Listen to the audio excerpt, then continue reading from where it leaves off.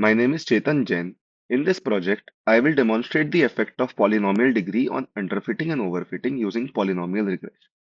So now, let's first talk about regression. Regression is a supervised learning technique used to predict a continuous output from input data. Linear regression assumes a straight line relationship, but many world data sets are not linear.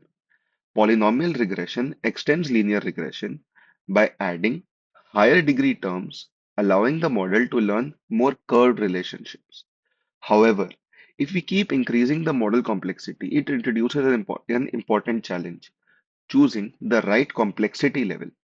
If the model is too simple, it underfits the data, and if it is too complex, it overfits noise. This project will visually explain this behavior and demonstrate the bias variance trade-off. So now we can see that polynomial regression models the data using this given equation. So here our job is to choose the parameters omega naught, omega 1 such that uh, we get the right coefficients for the right degree. So first we choose the degree and then we choose the coefficients using the same methods as we have done in linear regression.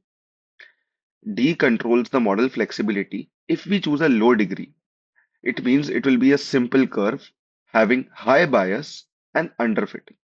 If we choose a medium degree, it will capture the true pattern and has good generalization. If we choose a high degree, then it will have overfitting and high variance because it will fit the training data very well, but it will not fit the testing data that.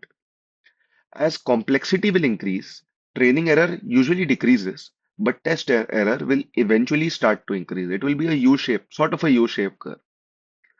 This trade-off that we choose is called the bias variance trade-off. Now let's see what's the experiment that I have done. So I created a synthetic data set taking sample values from 0 to 1 and sampling uniformly. The target values are generated using this equation.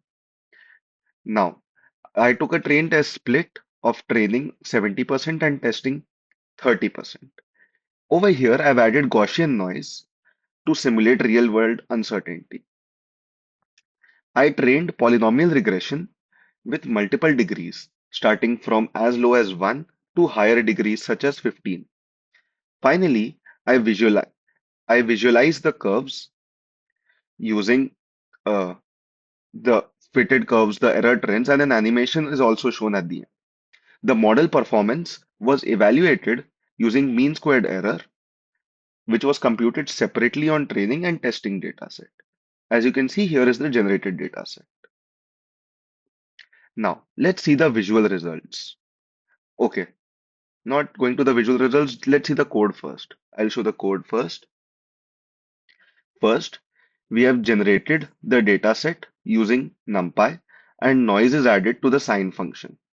Next, the data is split into training and testing.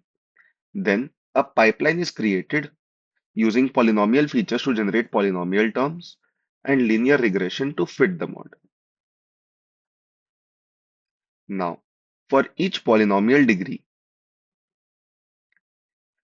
for each polynomial degree, the model is trained on the training data.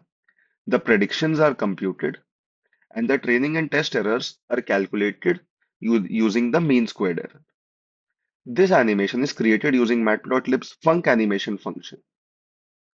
At each frame, the polynomial degree, I'll show it at the last over here. At each frame, the polynomial degree increases, the model is retrained, and the fitted curve is updated dynamically. I'll show it at the end. So now let's see the results and the plots. With degree 1, the model is too simple and cannot capture the non-linear pattern, as you can see over here. Around degree 3 to 5, the model closely follows the true function, as you can see over here. But let's say we go to degree 9, you can see the model is starting to overfit the data now. That it's not trying to capture a pattern, but trying to overfit. And at degree 15, it completely overfits the data, as you can see. Now let's see the error analysis. we can see the error plot. That is, uh, the training error keeps on decreasing, as you can see with the degree.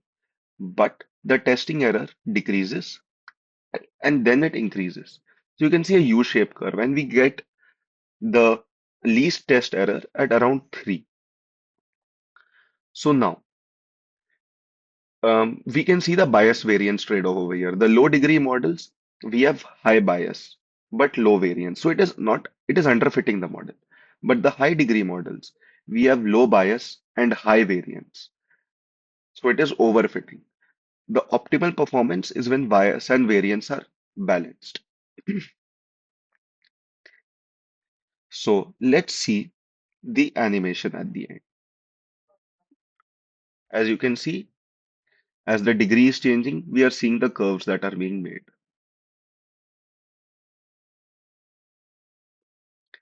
So in conclusion, polynomial degree directly controls model complexity and learning capacity.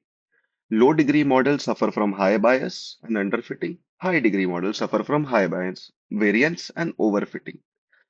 The best model is at an intermediate level. So understanding this trade-off is essential for building machine learning models that generalize well to unseen data. Thank you so much.